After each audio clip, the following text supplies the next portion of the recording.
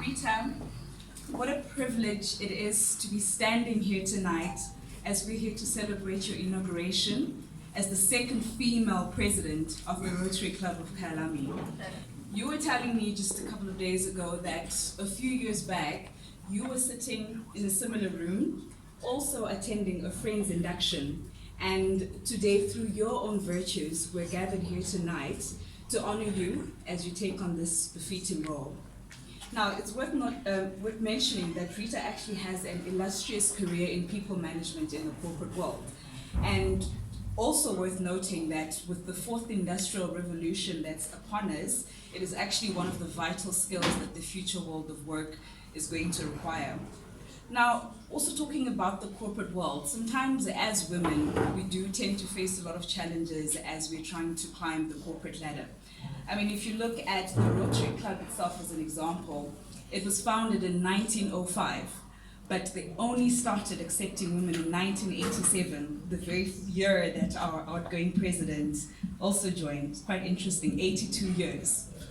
But Cindy Zelwa, in the book called Equal But Different, actually talks about, as women, it's not easy to try and get to the leadership level in terms of getting gender representation, but we have to keep trying. And in the same book, our incoming president, Cyril Ramaphosa, even goes on to say that if you want to give women the opportunity, you will see the dividend that they will pay when you give them the opportunity to actually do the job.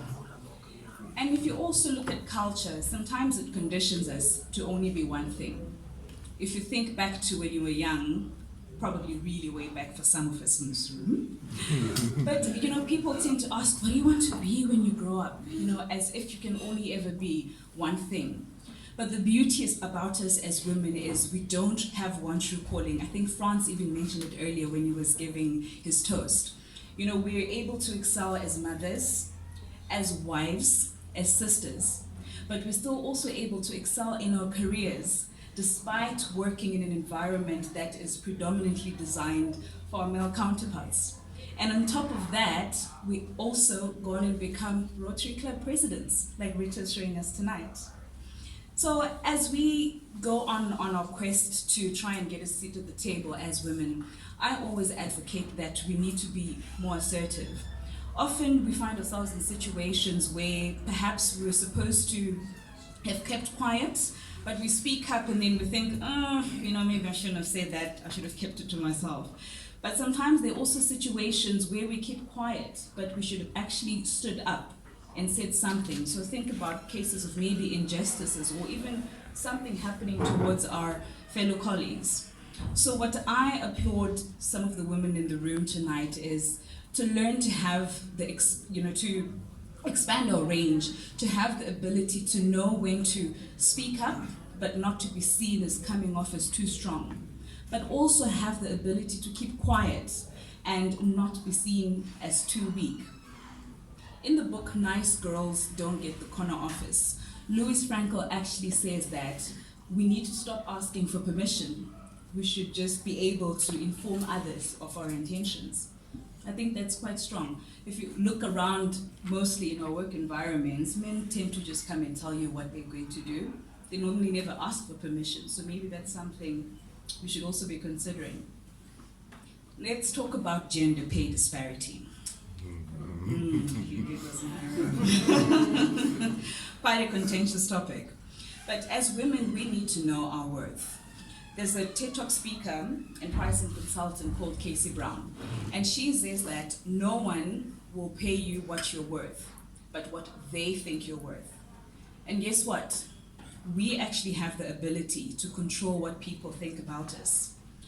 And in the same sense, we should be able to then define our value, communicate it to those people, as well as then have the opportunity to earn that which we're worth. And then also to think about underpricing ourselves. A lot of the time we use minimizing words. No, it was nothing, it's just something small. And it actually ends up diminishing the importance of our achievements. But again, if you look at our male counterparts, they're quick to toot their horns any chance they're given whenever they have accomplishments. So I think ladies in the room, this is another page that we could still in their book. Now, in the pursuit of gender representation at leadership level, sometimes it might seem like it's an impossible task. I mean, if you think of everything that was impossible at some point, someone eventually did it. If you look at the human kind, if you look at us, we managed to send men to the moon, and now our very own Elon Musk is planning to send men to Mars. In a book I was reading a while back called Emptying the Elephant, there's a concept that they speak of, it's called drops in the bucket. So now imagine you all have a bucket that's got clear water, and the aim is to turn that water blue. But then there's only one rule. You can only put in 1 drop of dye a day. It's going to be a lot of work, right? But the point is, if you keep on doing small incremental changes, eventually that water will turn blue. So it speaks to the same concept of trying to do something that is seemingly impossible. If you keep at it, if you keep steadfast, keep persevering, eventually you will manage to accomplish that goal.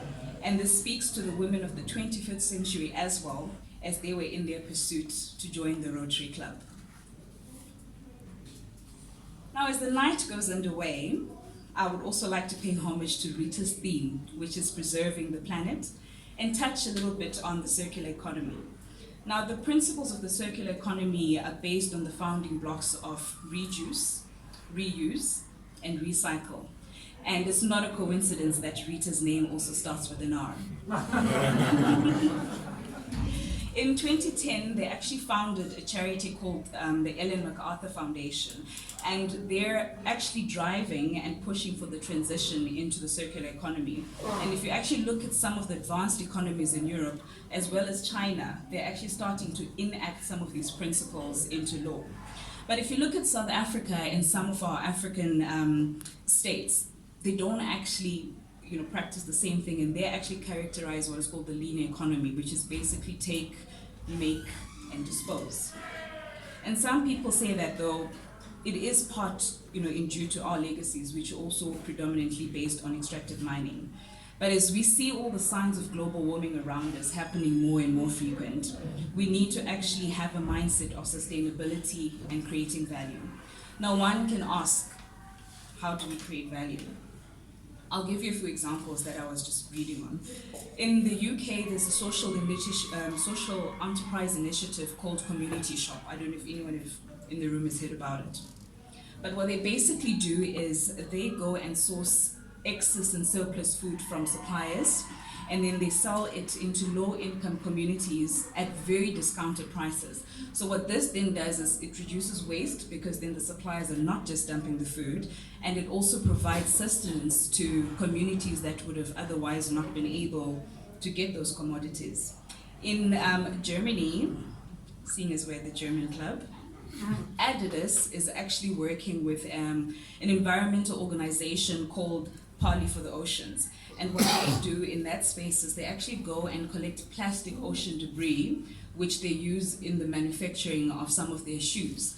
And they sell these shoes in the market. And they actually reported that in 2018, they managed to sell 5 million pairs of shoes, meaning that consumers are actually buying into this whole concept of recycling and trying to make the planet better. And funny enough, if you look at us millennials as well, we are even adopting this. If you look even at urban culture, there's an American singer called Macklemore, and he has a song called Thrift Shop. And in this song, he talks about having $20 in his pocket and going to thrift shops and buying clothes for 99 cents. But he still says he gets compliments on how good he looks. So, ladies and gentlemen, before I sit down tonight, I would like to ask you, as you go home, how are you going to embrace the circular economy? Now, I'll share with you what I'm planning on doing. If I can't afford a pair of those Adidas shoes, I'm definitely going to be paying a visit to some thrift shops. So if you do see me walking around in secondhand clothes, just know that I'm not thrifty, I'm environmentally friendly. Thank you.